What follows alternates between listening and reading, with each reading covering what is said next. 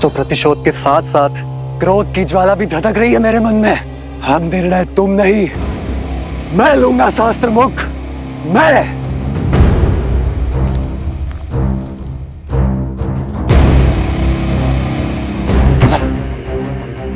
इतने वर्षों में कुछ भी नहीं कर पाया वो सहस्त्र मुख रावण, और तो और अपने ही पुत्रों के प्राण लील गया। जो स्वयं सफल ना हो सका वो मुझे क्या निर्देश देगा?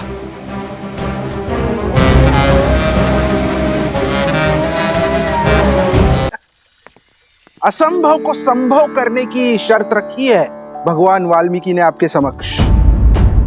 वैसे कुमारों, मैंने वो स्वर्ण कमल आपको दे भी दिया तो उसे कोई देख नहीं पाएगा। क्या? क्यों? वो ऐसे कि इस ब्रह्मांड में अनगिनत दिव्य वस्तुएं होती है, क्या वो सभी हमें दिखाई देती है? नहीं ना? ठीक उसी प्रकार आप जानते हैं, एक काल था जब ये द्वार सभी को दिखाई देते थे। वो समय था सत्ययुग।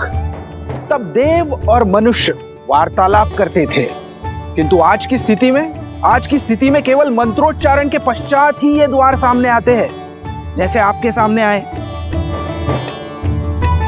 उसके पश्चात द्वापर युग में ये आलोकपुरी के द्वार पूर्ण रूप से अदृश्य हो जाएंगे और केवल सत्कर्म करने वाले व्यक्ति ही इस द्वार से भीतर आ पाएंगे, वो भी मृत्यु के पश्चात।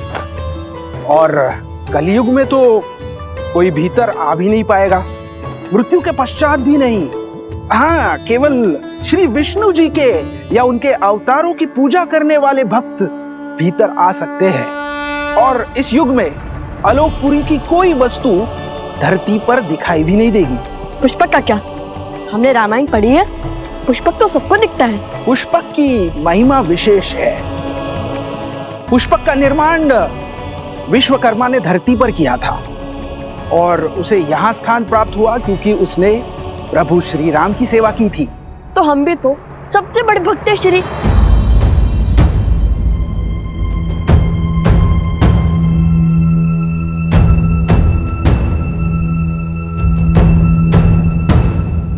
देखिए, हमें स्वर्ण कमल दे दीजिए।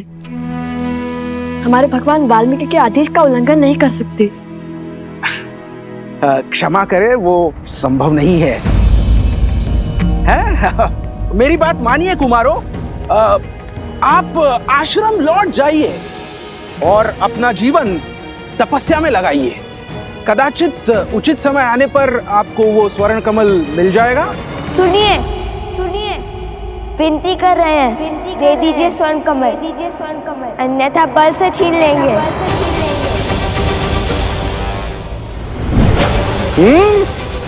अब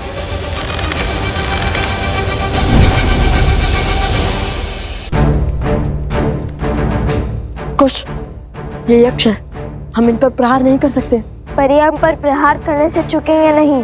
परंतु मैंने ये भी नहीं कहा कि हम अपना बचाव भी नहीं कर सकते।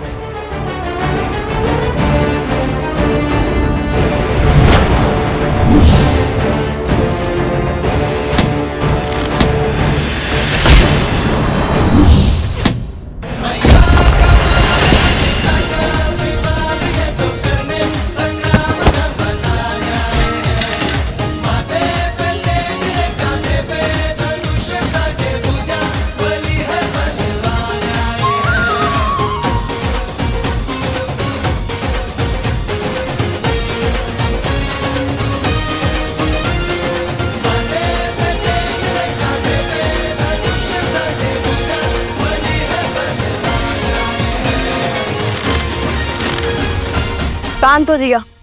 पर यदि हम चाहे तो आपको और आपकी सेना को हमारे बाणों से चलनी भी कर सकते हैं, परंतु करेंगे नहीं।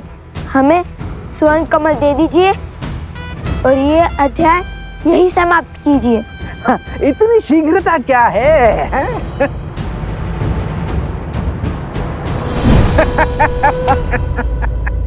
ओम ब्रह्मदेवाय नमः। ओम ब्रह्मदेवाय नमः। एक किरण जो अपने प्रकाश से उन्हें जीवन देती है, सोए हुए मन में ऊर्जा भरती है। सीते, आप मेरे वही सूर्य हैं हमें एक होने से कोई नहीं रोक सकता। यदि सीता के प्रति मेरा प्रेम, हमारा प्रेम और समर्पण अटूट है ब्रह्मदेव,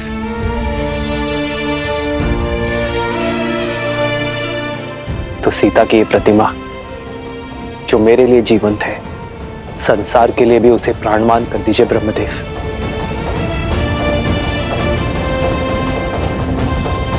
ओम ब्रह्मदेवाय नमः।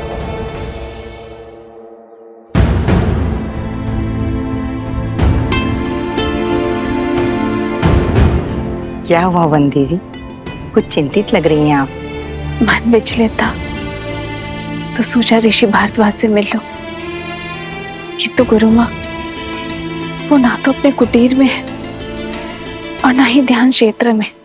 ऋषि भारद्वाज अपने आश्रम में है, ब्रह्मदेव जयंती की सज्जा का अवलोकन कर रहे हैं। वो हर वर्ष भव्य पूजा करते हैं ब्रह्मांड के सृजनकर्ता को प्रसन्न करने के लिए। अभी कुछ समय में लौट आएंगे। यदि ऐसा है तो गुरु माँ मुझे आज्ञा दीजिए, मैं जाके उनका मंदिर स्वच्छ कर देती हूँ। किसी कार्य में व्यस्त रहूंगी तो मन भी विचलित नहीं होगा। क्यों नहीं पुत्री, तुम्हारी श्रद्धा के दीप से पूरा आश्रम जगमगाएगा।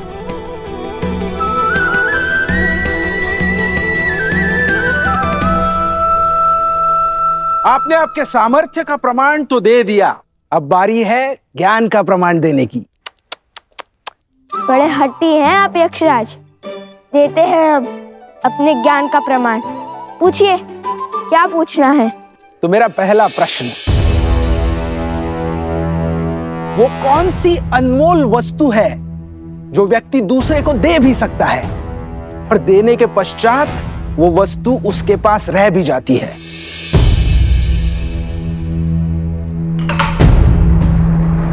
प्रेम। प्रेम बांटने से घटता नहीं है, कभी कभी दुगना लौट कर भी आता है। अति उत्तम।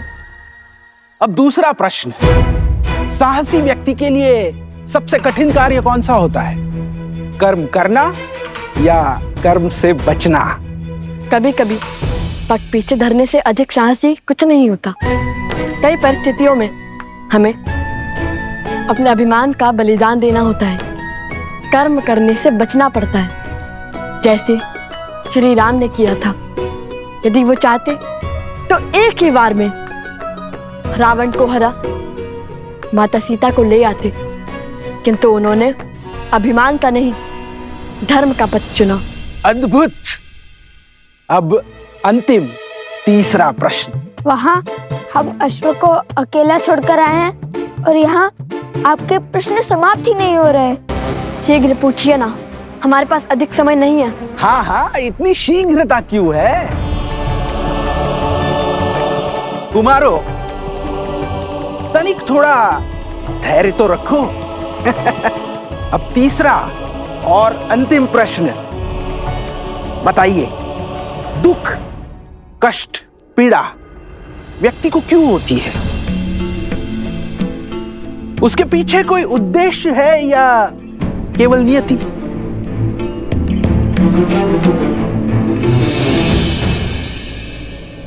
जिस प्रकार अग्नि इस बाती को जलाती है,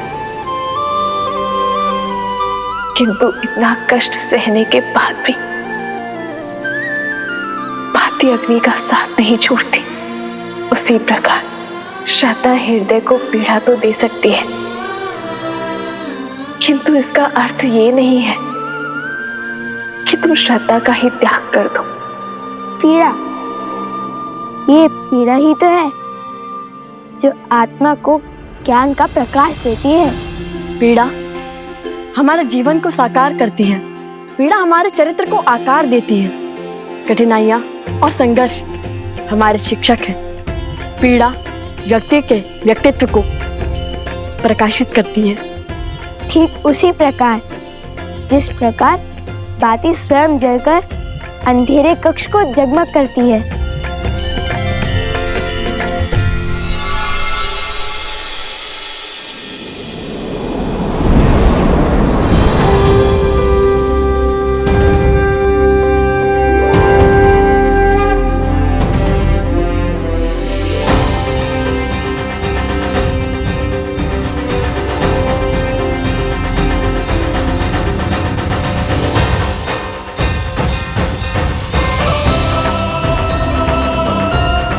प्रणाम अग्निदेव, इंद्रदेव, बृहस्पति देव, कुबेर देव, विश्वकर्मा देव, सूर्य देव, वरुण देव, प्रणाम। आयुष्मान भव पुत्र, आप दोनों अपनी परीक्षा में निपुण हुए और ये सिद्ध कर दिया कि आप दोनों केवल बल में ही नहीं अपितु बुद्धि से भी धनी हैं।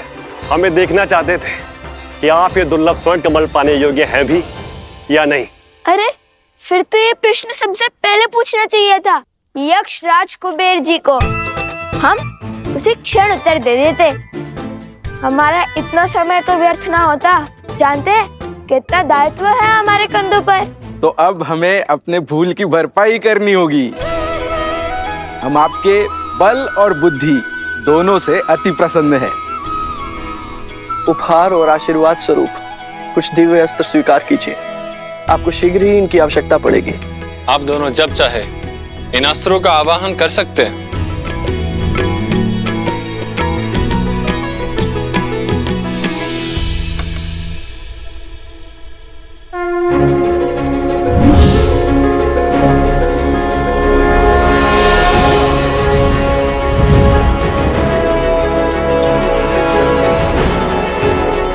मेरी ओर से मेघस्त्र और जलस्त्र स्वीकार करें। मेरी ओर से ये आयुधास्त्र स्वीकार कीजिए।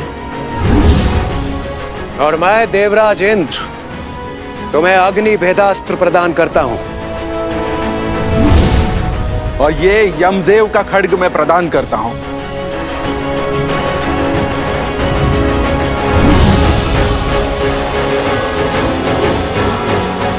धन्यवाद देवतागण।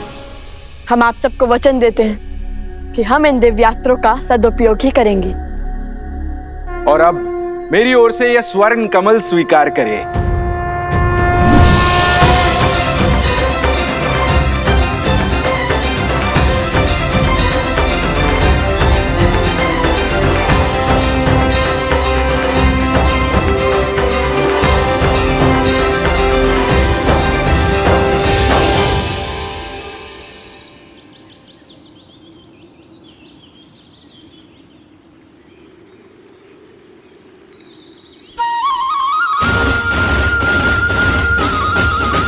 धन्यवाद कुबेर देव।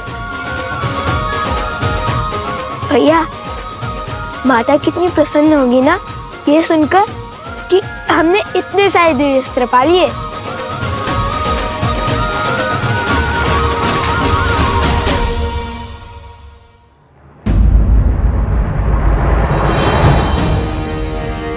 अरे शत्रुघ्न महाराज तो यहीं खड़े। अब इनसे युद्ध करने के सिवाय हमारे पास और कोई उपाय नहीं है। किंतु ये माला थामकर कैसे लड़ेंगे?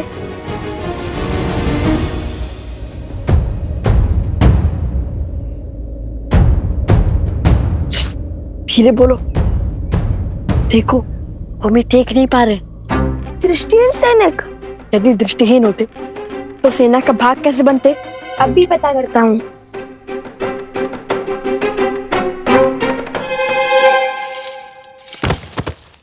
कौन है वहां? तुम्हारा काल।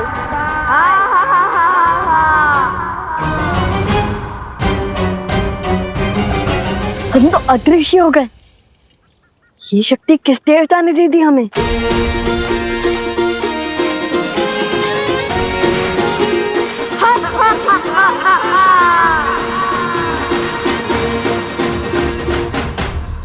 अयोध्या के सैनिकों को कायरता शोभा नहीं देती। माया का प्रयोग कर रहे हैं वो। अधिक देर तक नहीं बचेंगे वो। खोजिए उन्हें, यहीं कहीं छुपे होंगे वो।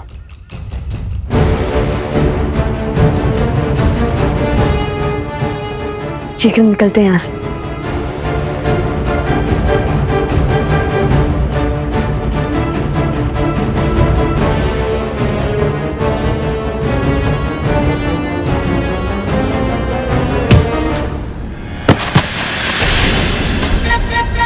कौन है? कौन है?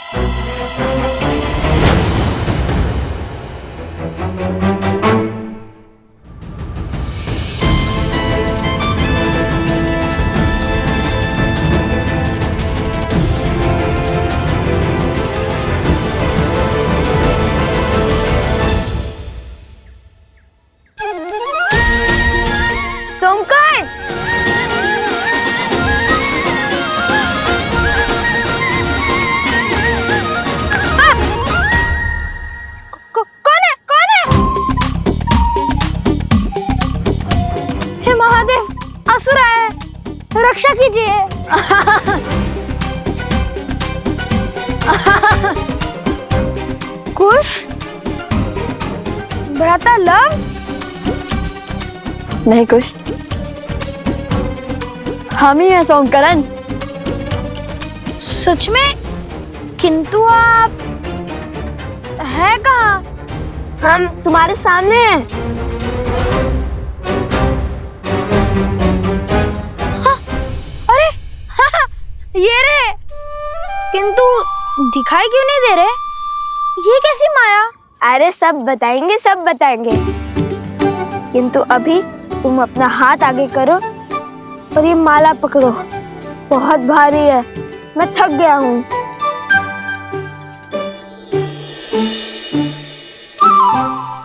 अरे सोमकर्ण, तुम तो अदृश्य हो गए और तुम दिखाई देने लगे।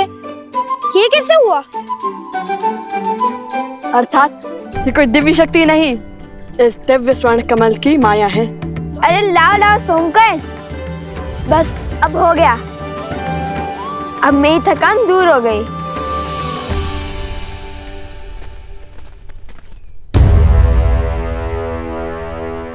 अब तुम हमें स्वयं अश्वत्थ तक पहुंचाओगे। बस बहुत हुई प्रतीक्षा। मैं कोई पहरेदार नहीं हूं। मैं अभी इस अश्व को मारकर अश्वमेध का अंत कर दूंगा और असुरों के सर से धर्म की तलवार सदा के लिए हटा दूंगा।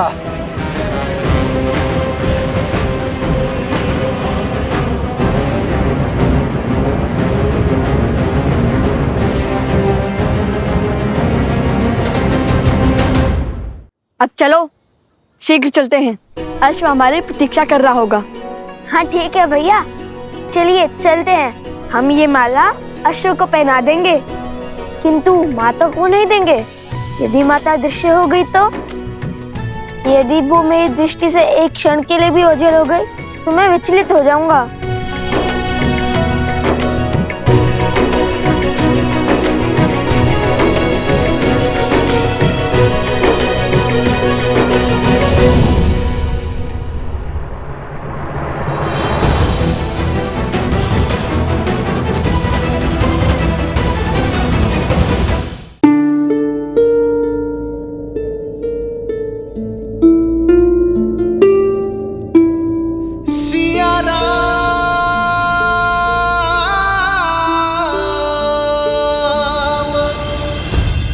श्री राम, श्री राम। ओम ब्रह्मदेवाय नमः, देवाय नमः। ओम ब्रह्मदेवाय नमः। सीते,